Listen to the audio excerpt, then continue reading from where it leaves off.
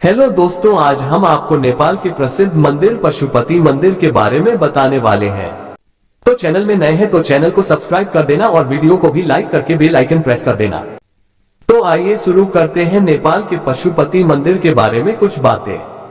विश्व में दो पशुपतिनाथ मंदिर प्रसिद्ध है, एक नेपाल के काठमांडू का और दूसरा भारत के मंदसौर का। दोनों ही मंदिर में मूर्तियां समान आकृति वाली है। नेपाल का मंदिर बागमती नदी के किनारे काठमांडू में स्थित है और इसे यूनेस्को की विश्व धरोहर में शामिल किया गया है। यह मंदिर भव्य है और यहाँ पर देश विदेश से पर्यटक आते हैं। पशु अर्थात जीव या प्राणी और पति का अर्थ है स्वामी और नाथ का अर्थ है मालिक या भगवान। इसका मतलब ये कि संसार के समस्त जीवों के स्वामी या भगवान है पशुपतिनाथ। दूसरे अर्थों में पशुपतिनाथ का अर्थ है जीवन का मालिक। माना जाता है कि यह लिंग वेद लिखे जाने से पहले ही स्थापित हो गया था। पशुपति काठमांडू घाटी के प्राचीन शासकों के अधिष्ठाता देवता रहे हैं। पाशुपत संप्रदाय के इस मंदिर के निर्माण का कोई प्रमाणित इतिहास तो नहीं है, किंतु कुछ जगह पर यह उल्लेख मिलता है कि मंदिर का निर्माण सोमदेव राजवंश के पशुप्रेक्ष ने 3री सदी ईसा पूर्व में कराया था। 605 ईस्वी में अंशुवर्मन ने भगवान के चरण छूकर अपने को अनुग्रहित माना था। बाद में इस मंदिर का पुनः निर्माण लगभग 11वीं सदी में किया गया था। दीमक की वजह से मंदिर को बहुत नुकसान हुआ, जिसके कारण लगभग 17वीं सदी में इसका पुनर्निर्माण किया गया। बाद में मध्य युग तक मंदिर की कई नकलों का निर्माण कर लिया गया। ऐसे मंदिरों में भक्तपुर 1480, ललितपुर 1566 और बनारस 19वीं शताब्दी के प्रारंभ में शामिल है। मूल मंदिर कई बार नष्ट हुआ है। इसे वर्तमान स्वरूप नरेश भूपेंद्र मल्ला ने 1697 में प्रदान किया।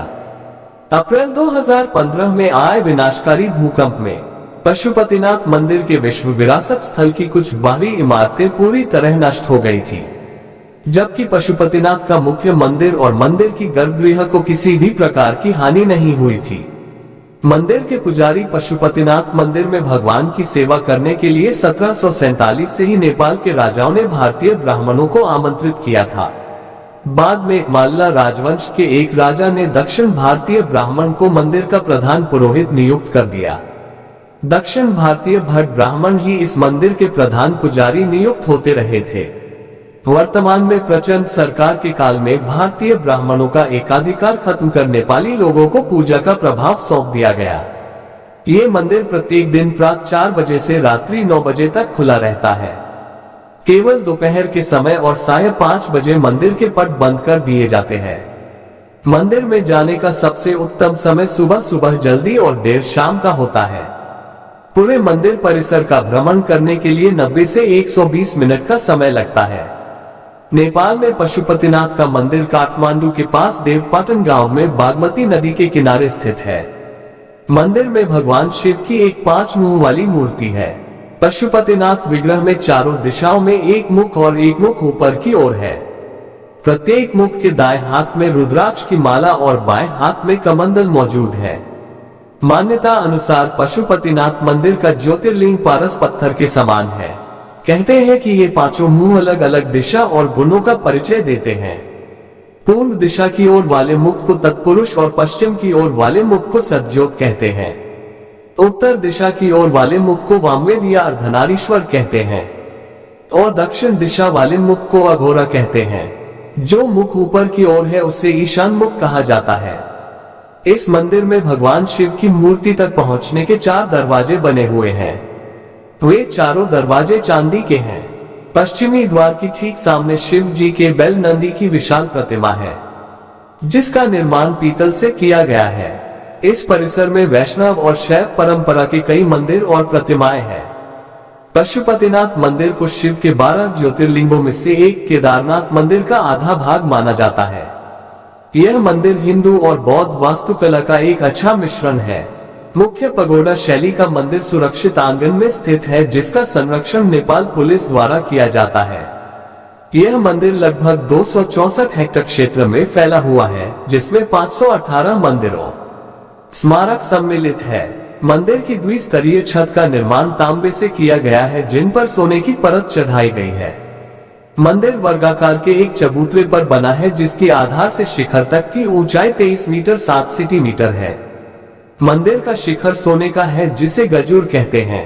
परिसर के भीतर 2 गर्भगृह है, एक भीतर और दूसरी बाहर। भीतरी गर्भगृह वह स्थान है जहां शिव की प्रतिमा को स्थापित किया गया है, जबकि बाहरी गर्भगृह एक खुला गलियारा है। भीतरी आंगन में मौजूद मंदिर और प्रतिमाओं में वासुकीनाथ मंदिर, उन्मत्ता भैरव मंदिर, सूर्य नारायण मंदिर, कीर्ति मुख भैरव मंदिर, बुधानीलकंठ मंदिर, हनुमान मूर्ति और 184 शिवलिंग मूर्तियां प्रमुख रूप से मौजूद है। जबकि बाहरी परिसर में राम मंदिर, विराट स्वरूप मंदिर, 12 ज्योतिर्लिंग और 15 शिवालय बुधेश्वरी मंदिर के दर्शन किए जाते हैं। पशुपतिनाथ मंदिर के बाहर आर्य घाट स्थिति है। पौराणिक काल से ही केवल इसी घाट के पानी को मंदिर के भीतर ले जाए जाने का प्रावधान है। पशुपतिनाथ मंदिर के संबंध में यह मान्यता है कि जो भी व्यक्ति इस स्थान के दर्शन करता है उसे किसी भी जन्म में फिर कभी पशु योनि प्राप्त नहीं होती है। हालांकि शर्त यह है कि पहले शिवलिंग के पहले नंदी के दर्शन न करे। यदि वो ऐसा करता है तो फिर अगले जन्म में उसे पशु बनना पड़ता है। मंदिर की महिमा के बारे में आसपास के लोगों से आप काफी कहानियां भी सुन सकते हैं। मंदिर में अगर कोई घंटा आधा घंटा ध्यान करता है तो वह जीव कई प्रकार की समस्याओं से मुक्त भी हो जाता है। एक पौराणिक कथा के अनुसार भगवान शिव यहाँ पर चिंकारे का रूप धारण कर निद्रा में चले बैठे थे।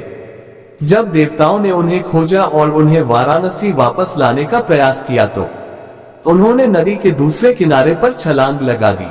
कहा जाता है इस दौरान उनका सींग 4 टुकड़ों में टूट गया था। इसके बाद भगवान पशुपति चतुर्मुख लिंग के रूप में यहाँ प्रकट हुए थे। दूसरी कथा एक चरवाहे से जुड़ी है। कहते हैं कि इस शिवलिंग को एक चरवाहे द्वारा खोजा गया था, जिसकी गाय का अपने दूध से अभिषेक कर शिवलिंग के स्थान का पता लगाया था। तीसरी कथा भारत के उत्तराखंड राज्य से जुड़ी एक पौराणिक कथा से है।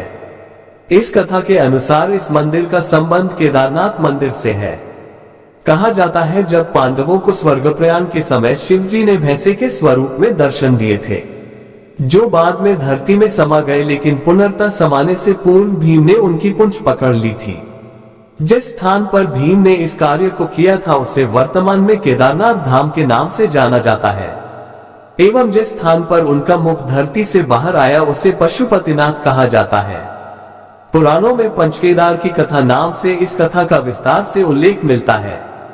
दोस्तों, आपको पशुपति मंदिर की कहानी अच्छी लगी हो तो चैनल को सब्सक्राइब कर देना और साथ ही साथ वीडियो को भी लाइक करके बेल आइकन प्रेस कर देना। धन्यवाद।